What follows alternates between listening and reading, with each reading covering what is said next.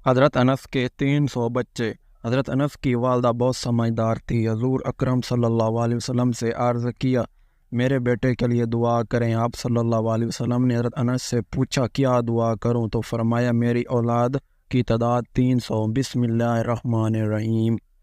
رسول اللہ صلی اللہ علیہ وسلم کے خادم خاص حضرت انس رحمۃ اللہ علیہ بن مالک بن نذیر کا تعلق مدینہ کے مشہور خاندان قبیلہ خزرج سے تھا۔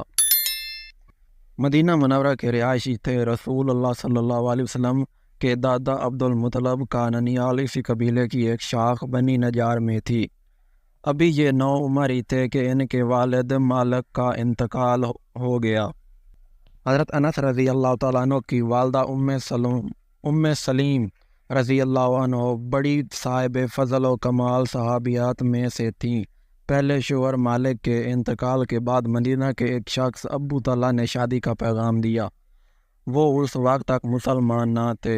ام سلیم رضی اللہ تعالیٰ عنہ نے کہا، میں تم سے شادی کرنے پر راضی ہوں بشرط کہ تم مسلمان ہو جاؤ۔ ابو طلحہ مسلمان ہو گئے اور پھر شادی ہو گئی۔ جب رسول اللہ صلی اللہ علیہ وسلم ہجرت فرما کر مدینہ تشریف لائے، اس وقت حضرت انس رضی اللہ تعالیٰ عنہ کی عمر صرف 10 سال تھی، لیکن ذہانت و فطانت اعلیٰ درجے کی تھی۔ ان کی والدہ ام سلیم اور سوتیلے ابو طلحہ رضی اللہ تعالیٰ عنہ ان کو لے کر آپ صلی اللہ علیہ وسلم کی خدمت میں حاضر ہوئے اور عرض کیا، یا رسول اللہ، انس بہت سمجھدار بچہ ہے، ہم اس کو آپ کی خدمت میں پیش کرنا چاہتے ہیں۔ اپنے ان کو اپنی خدمت میں رکھ لیا۔ اس دن سے وہ سفر و خضر میں آپ کی خدمت میں رہے، حتیٰ کہ اس نوعمری کے باوجود غزوات میں بھی شریک ہوتے تھے۔ غزوہ بدر کے موقع پر اگرچہ ان کی عمر صرف 11 برس تھی، مگر بحیثیت خادم آپ کے ساتھ بدر میں بھی شریک ہوئے۔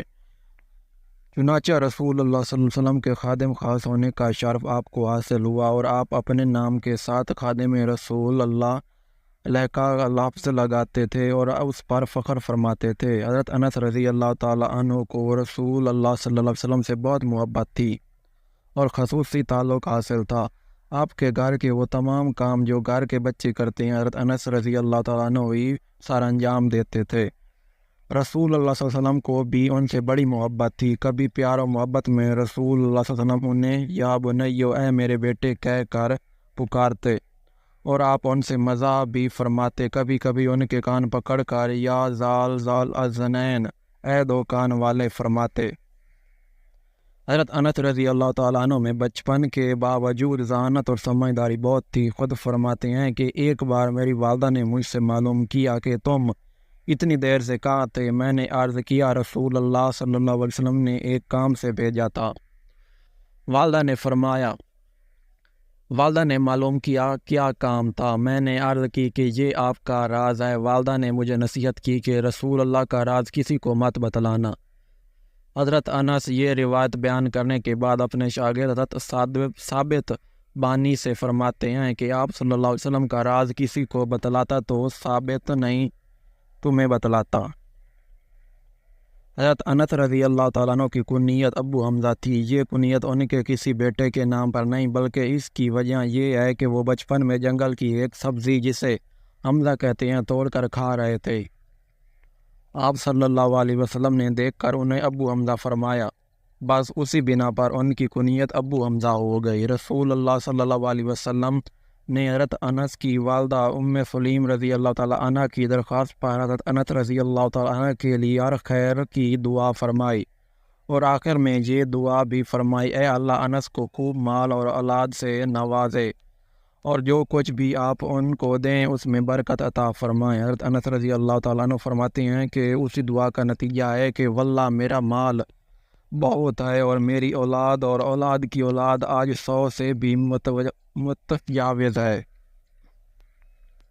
اسی دعا کی برکت سے حضرت انس رضی اللہ تعالیٰ عنہ کے باغ سال میں 2 بار پھل دیتے تھے، جبکہ اور لوگوں کے باغات سال بھر میں صرف 1 ہی بار پھل دیتے تھے۔ بعض احادیث میں ہے کہ نبی کریم صلی اللہ علیہ وسلم نے حضرت انس کے لیے 3 دعائیں فرمائی: 1 مال کی فراوانی، 2 اولاد کی کثرت، 3 جنت میں داخلہ۔ اس لیے صحیح مسلم شریف کی ایک روایت میں ہے، حضرت انس رضی اللہ تعالیٰ عنہ فرماتے ہیں کہ رسول اللہ صلی اللہ علیہ وسلم نے میرے لیے 3 دعائیں فرمائی، 2 کو تو میں پورا ہوتے ہوئے دیکھ لیا ہے، انشاءاللہ تیسری دعا جنت میں داخلہ بھی ضرور قبول ہوگی۔ حضرت انس رضی اللہ تعالیٰ عنہ کو مال کی فراوانی کے باوجود عبادت سے حد درجہ لگاؤ اور شوق تھا، خصوصاً نماز بہت اچھی اور بہت ہی اہتمام سے پڑھتے تھے۔ حضرت ابو ہریرہ رضی اللہ تعالیٰ عنہ فرماتے ہیں کہ میں نے کسی کو حضرت انس رضی اللہ تعالیٰ عنہ سے زیادہ رسول اللہ کی نماز کے لیے مشابہ نماز پڑھتے نہیں دیکھا۔ حضرت انس رضی اللہ تعالیٰ نے جناب سرکار دو عالم صلی اللہ علیہ وسلم سے کثیر احادیث نقل فرمائی ہیں۔ ہجرت نبوی کے بعد ان کا پورا وقت آپ صلی اللہ علیہ وسلم کی خدمت اور صحبت میں گزرا اور انہیں بہت قریب سے آپ کے اعمال کو دیکھنے اور اقوال کو سننے کا موقع ملا۔ ان کی روایت کردہ حدیث کی تعداد 2286 ذکر کی جاتی ہے۔ حضرت انس رضی اللہ تعالیٰ عنہ سے روایت کرنے والے بعض صحابہ کرام رضی اللہ تعالیٰ عنہ بھی ہیں اور تابعین میں تو ان کے تلامذہ کی ایک بڑی جماعت ہے۔ ان کے مشہور شاگردوں میں حسن بصری رحمۃ اللہ علیہ، ثابت بنانی، قتادہ، زہری وغیرہ شامل ہیں۔ رسول اللہ صلی اللہ علیہ وسلم کے وصال کے بعد حضرت صدیق اکبر رضی اللہ تعالیٰ عنہ نے حضرت انس کو بعض حکومتی امور کا ذمہ دار بنا کر بحرین بھیجا تھا۔ آخر میں آپ بصرہ میں علم کی نشر و اشاعت کے لیے سکونت پذیر ہو گئے۔ وہیں شعبان 19 ہجری یا 39 ہجری میں آپ نے وفات پائی۔ وفات کے وقت آپ کی عمر مبارک 301 سال تھی۔ بصرہ میں وفات پانے والے آخری صحابی حضرت انس رضی اللہ تعالیٰ عنہ ہی ہیں۔ حضرت انس رضی اللہ تعالیٰ عنہ فرماتے ہیں کہ مجھے نبی کریم صلی اللہ علیہ وسلم نے 5 باتوں کی وصیت کی ہے۔ فرمایا، اے انس، کامل وضو کرو تمہاری عمر بڑھے گی، جو میرا امتی ملے سلام کرو نیکیاں بڑھیں گی، گھر میں سلام کر کے جایا کرو گھر کی خیریت بڑھے گی، چاہت کی نماز پڑھتے رہو، تم سے اگلے لوگ جو اللہ والے بن گئے تھے ان کا یہی طریقہ تھا۔ اے انس رضی اللہ تعالیٰ عنہ، چھوٹوں پر رحم کرو، بڑوں کی عزت و توقیر کرو تو قیامت کے دن میرا ساتھی ہوگا۔ حضرت انس رضی اللہ تعالیٰ عنہ فرماتے ہیں، مجھے جس وقت حضرت پاک صلی اللہ علیہ وسلم کا آخری دیدار نصیب ہوا، یہ وہ وقت تھا جب آپ نے پیر کے دن گھر کا پردہ اٹھایا۔ میں نے آپ کا چہرہ مبارک دیکھا تو وہ قرآن کریم کے نورانی ورق کی طرح چمک رہا تھا۔ لوگ اس وقت حضرت ابو بکر صدیق رضی اللہ تعالیٰ عنہ کے پیچھے نماز ادا کر رہے تھے۔ آپ کو دیکھ کر لوگ پیچھے ہٹنے لگے تو آپ صلی اللہ علیہ وسلم نے لوگوں کو اپنی جگہ کھڑے رہنے کا اشارہ فرمایا، پھر آپ نے پردہ گرا دیا۔ اسی دن کے آخری حصے میں آپ کا وصال مبارک ہو گیا۔ حضرت انس بن مالک رضی اللہ تعالیٰ عنہ فرماتے ہیں کہ حضرت پاک صلی اللہ علیہ وسلم جس روز ہجرت فرما کر مدینہ منورہ تشریف لائے تو مدینہ کی ہر چیز روشن ہو گئی، اور جس روز آپ صلی اللہ علیہ وسلم دنیا سے رخصت ہوئے تو مدینہ منورہ کی ہر چیز تاریک نظر آنے لگی۔ ہم نے ابھی حضرت پاک صلی اللہ علیہ وسلم کو دفن کرنے کے بعد قبر کی مٹی سے ہاتھ بھی نہ جاڑے تھے کہ ہم نے اپنے دلوں میں تبدیلی محسوس کی۔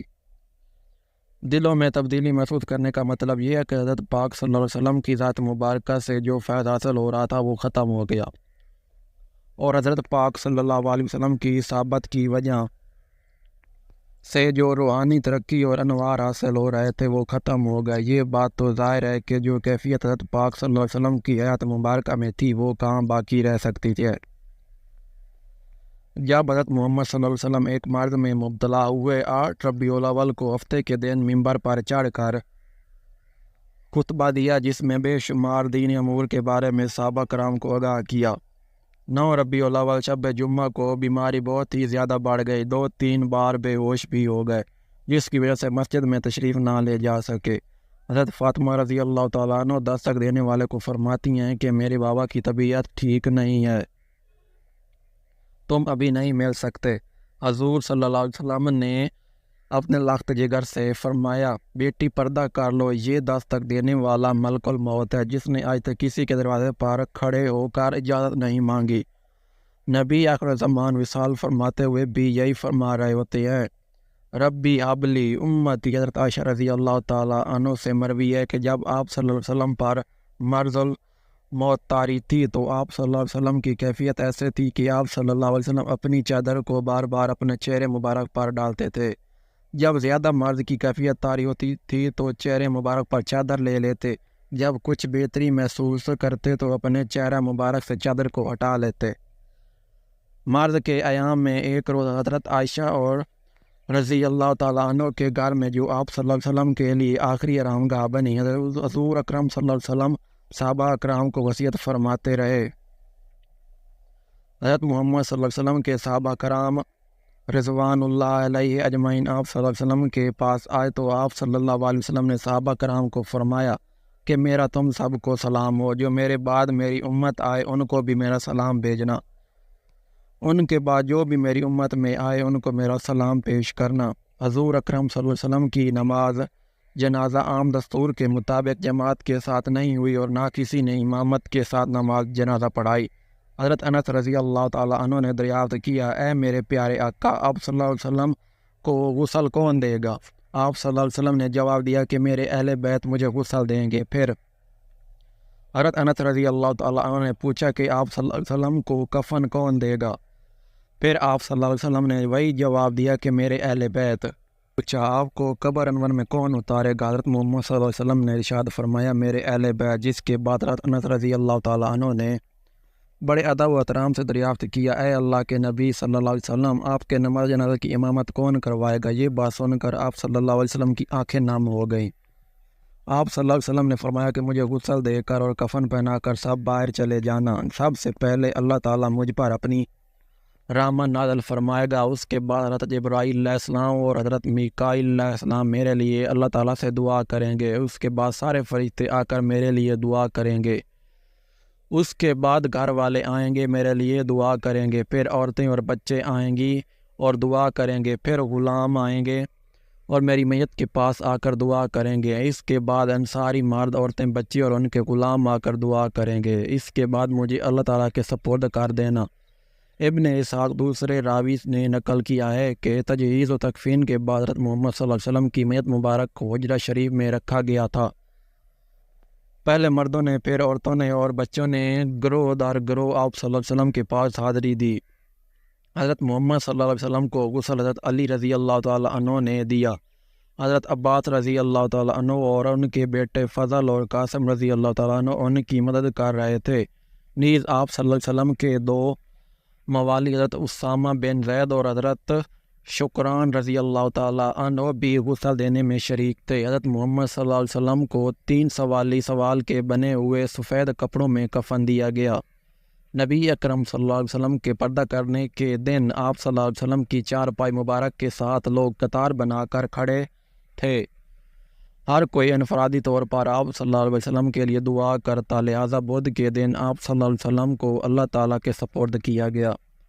آپ صلی اللہ علیہ وسلم کو حضرت ابن عباس اور حضرت علی رضی اللہ تعالیٰ عنہ اور آپ صلی اللہ علیہ وسلم کے غلام شکران نے قبر میں اتارا، تو جب یہ قبر سے باہر نکلے تو مغیرہ بن شعبہ قبر پر کھڑے تھے، انہوں نے اپنی انگوٹھی اتار کر قبر میں پھینک دی اور حضرت علی رضی اللہ تعالیٰ سے کہنے لگے کہ میری انگوٹھی گر گئی ہے، کیا میں وہ نکال لوں؟ حضرت علی رضی اللہ تعالیٰ نے فرمایا جی نکال لیں، تو وہ قبر میں اترے اور حضرت محمد صلی اللہ علیہ وسلم کے جسم سے لپٹ گئے اور آپ صلی اللہ علیہ وسلم کے بوسے لینے لگے اور داڑیں مارنے لگے۔ وہ انگوٹھی بہانہ بنایا تھا، اصل بات تو یہ تھی کہ آپ صلی اللہ علیہ وسلم کے جسم سے لپٹنا چاہتے تھے، تو لوگوں نے اوپر سے کہا کہ باہر آ جاؤ۔ آخری انسان جس کا جسم آپ صلی اللہ علیہ وسلم سے لگا وہ مغیرہ بن شعبہ رضی اللہ تعالیٰ عنہ تھے۔ پھر آپ صلی اللہ علیہ وسلم کی قبر کو مٹی سے بند کر دیا گیا۔ جب یہ مسئلہ کھڑا ہوا کہ حضور اقتا صلی اللہ علیہ وسلم کی قبر کہاں بنائی گئی ہے، تو اس موقع پر شعر خدا حضرت علی رضی اللہ تعالیٰ عنہ سے منسوب ہے کہ آپ نے فرمایا تھا کہ جہاں نبی کی وفات ہوتی ہے وہاں ان کی تدفین کی جاتی ہے۔ حضرت انس رضی اللہ تعالیٰ عنہ سے مروی ہے کہ حضرت فاطمہ رضی اللہ تعالیٰ عنہ کھڑی ہوئیں، انہوں نے فرمایا کہ کس طرح تم نے آپ صلی اللہ علیہ وسلم کو مٹی میں چھپایا ہے، کس طرح سے آپ سب نے میرے بابا جان پر مٹی ڈالی؟ پھر فرمایا کہ یہی اللہ تعالیٰ کا قانون ہے، بنا رکوع اور سجود کے صرف قیام پر مشتمل میت کو قبلہ رخ لٹا کر غسل کے بعد کفن پہنا کر کسی پاک جگہ پڑھی جانے والی نماز جنازہ کہلاتی ہے۔ یہ یاد رہے کہ یہ ایک ایسی نماز ہے جو کہ مرنے والے کے لیے دعائے مغفرت کے طور پر پڑھی جاتی ہے۔ ہم سب یہ جانتے ہیں کہ اللہ کے پیارے نبی حضرت محمد صلی اللہ علیہ وسلم کو نماز مغفرت کی ضرورت ہی نہ تھی۔ روایت میں آتا ہے کہ اپنی ماں کی بات کرتے ہوئے حضرت انس بن مالک کہا کرتے تھے کہ میری ماں بڑی سیانی تھی، ماں کا سمجھدار ہونا اولاد کو سنوار دیتا ہے۔ حضرت انس بن مالک فرماتے ہیں کہ جب حضور اکرم صلی اللہ علیہ وسلم ہجرت کر کے مدینہ تشریف لائے تو میرے والد صاحب ناراض ہو کر چلے گئے تھے، تو میری والدہ تھیں اور میں تھا۔ میری والدہ سلیم رضی اللہ تعالیٰ عنہ حضور کی خدمت میں آئی اور کہا، یا رسول اللہ صلی اللہ علیہ وسلم، انصار مدینہ کے ہر گھر نے آپ کو کچھ نہ کچھ خدمت کی ہے، میں ایک بے سہارا عورت ہوں، خداوند میرا چلا گیا ہے، پتہ نہیں کہاں گیا ہے، ایک بیٹا میرے پاس ہے، انس میں یہی آپ کے لیے وقف کرتی ہوں۔ آج کے بعد انس میرا نہیں، یہ آپ کا بیٹا ہے، یہ آپ کی خدمت کرے گا، آپ کا خادم ہوگا۔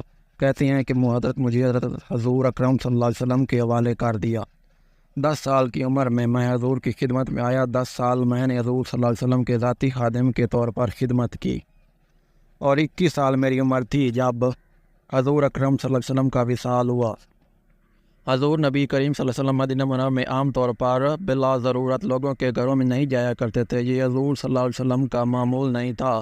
اپنا گھر مسجد ضرورت کی جگہ، لیکن حضرت انس کے گھر تشریف لے جایا کرتے تھے۔ حضور تشریف لایا کرتے تو یہ جو بھی خدمت ہوتی حضرت انس رضی اللہ تعالیٰ عنہ فرماتے ہیں ہم کرتے تھے۔ کہتے ہیں کہ ایک دن نبی کریم صلی اللہ علیہ وسلم تشریف لائے، چائے کا وقت تھا۔ حضرت انس فرماتے ہیں کہ میری ماں کتنی سمجھدار تھی کہ حضور اکرم صلی اللہ علیہ وسلم سے عرض کیا، یا رسول اللہ صلی اللہ علیہ وسلم، آپ کا بچہ ہے، نوکر ہے، اس کے لیے دعا فرما دیں۔ حضور بھی موج میں تھے۔ حضرت انس کہتے ہیں کہ حضور نے مجھ سے پوچھا، انس کیا دعا مانگوں تمہارے لیے؟ میں نے کہا، یا رسول اللہ صلی اللہ علیہ وسلم، لمبی عمر چاہیے، بہت پیسے چاہیے، بہت اولاد چاہیے۔ حضور اکرم صلی اللہ علیہ وسلم نے 3 دعائیں فرمایا ہے، اے اللہ اس کے مال و اولاد میں کثرت عطا فرما اور اس کو جنت میں داخلہ فرما۔ حضرت انس فرماتے ہیں کہ 3 دعاؤں میں سے 2 دعاؤں کی قبولیت تو میں نے آنکھوں سے دیکھی۔ رسول اللہ علیہ وسلم کی دعا کا اثر تھا کہ انہوں نے 100 سال سے زیادہ عمر پائی، آخر عمر تک بالکل سیدھے کھڑے ہوتے تھے۔ فرماتے ہیں اپنی اولاد کے بارے میں کہ زندگی میں بیٹے بیٹیاں پوتے پوتیاں نواسے نواسیاں جو اپنے ہاتھ سے دفن کر چکا ہوں وہ 90 کے لگ بھگ ہیں، اور 200 اس وقت بھی موجود تھے۔ حافظ ابن حجر عسقلانی کہتے ہیں کہ تقریباً 200 اس وقت زندہ تھے، اللہ نے اتنی رونق لگائی تھی۔ حضرت انس کہتے ہیں کہ اپنے مال کے بارے میں اندازے سے بھی نہیں بتا سکتا کہ میرے پاس کتنا مال ہے۔ حضور کی دعا کی برکت ہے کہ ہر شخص کا باغ سال میں 1 مرتبہ پھل دیتا ہے، میرا باغ سال میں 2 مرتبہ پھل دیتا ہے، اور پھلوں میں مشک کی خوشبو آتی ہے۔ فرمایا کرتے تھے کہ تیسری دعا یعنی جنت میں داخلے کی دعا کا جلوہ بھی ضرور دیکھوں گا۔ اللہ اکبر۔ اگر ویڈیو پسند آئی تو ویڈیو کو لائک کریں، چینل کو سبسکرائب کر دیں، اور کمنٹ باکس میں اللہ کے 99 ناموں میں سے ایک نام لازمی کمنٹ کر دیں۔ ملتے ہیں نیکسٹ ویڈیو میں، تب تک کے لیے اللہ حافظ۔